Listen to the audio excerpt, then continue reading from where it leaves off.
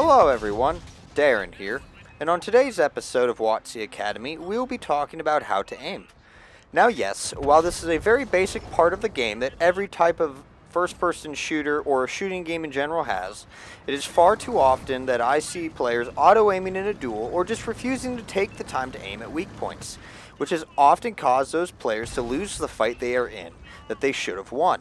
So today, we will be looking at the various meanings behind the reticle colors, the effects of spaced armor, how to auto-aim in a duel, how to use the auto-aim competitively, and finally we'll look at some basic weak spots for you to aim at. So let's get started.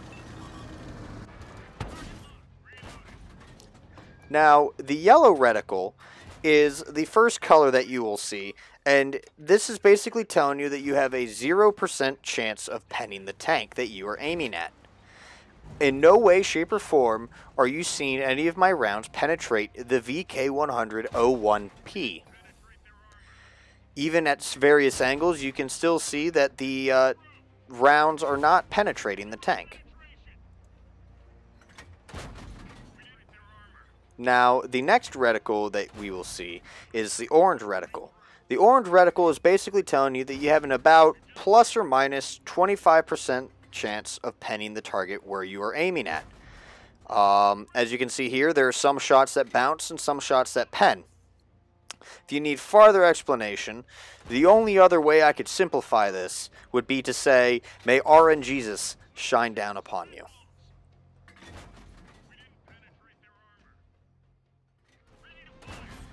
Now, the final reticle that we will talk about, which will also lead into the spaced armor segment, is the red reticle. The red reticle is basically telling you that you have a 100% chance of penning the outermost layer of the tank. There is no farther explanation needed other than if you get the red reticle and your round lands where you aimed at, you will more than likely pen the tank, unless by some unknown force that is outside of your control. Now, looking at spaced armor, you can see that the reticle is red. Like I said in the previous section, that you will pen the outermost layer. Because there is spaced armor between the outer layer of armor and the interior layer of armor, you will only pen the side skirts of it, but the round will get absorbed by the spaced armor layer underneath. You will only be able to deal superficial damage, such like this visual damage that you see, or you'll damage some components like tracks. But beyond that, you will not do any physical HP damage to the tank if you are shooting through spaced armor.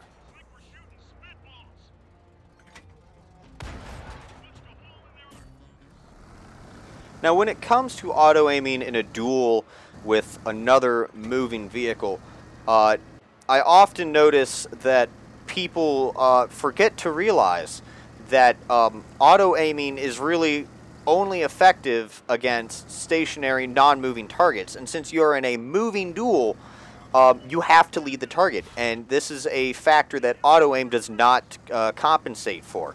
So when you're circling another tank, it doesn't really work. As you can see here, just sure, the occasional shot that he gets into me, it might just because I'm too close to him. But from a certain distance, auto-aim just becomes useless. And there's a certain way that I learned how to effectively auto-aim in a duel like this, and you'll see it in the next clip. But as you can see, in a circular duel with another tank, if you're facing a moving tank, the auto-aim does not work.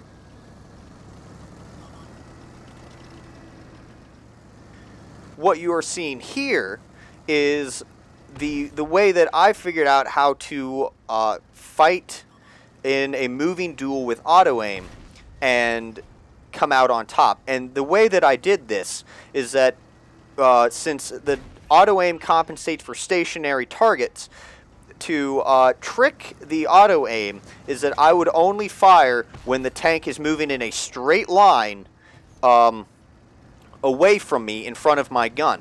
And you can see this numerous times that when the tank, the enemy tank is moving in a straight line and also coming towards me or away from me, I pull the trigger and the shot hits the tank.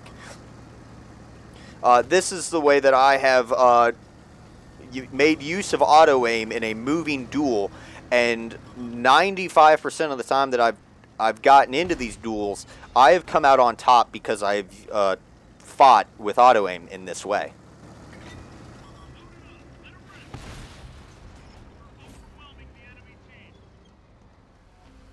Now, a good way to use auto-aim in a competitive type of environment is that you can take your tank, go up onto a ridge line or into a position to where you can shoot at an enemy tank, just snapshot onto the enemy tank, make a quick shot, and then back off the ridge line.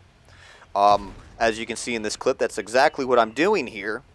You can notice, though, that almost every shot, about 95% of those shots, hit the tank, but because auto-aim is aiming for center mass, the chances of me actually penning will depend on where the round hits, or the angle of the enemy tank. Another tactic would be to just use auto-aim to quick aim at an enemy tank, and then actually go into sniper view and aim for weak spots then.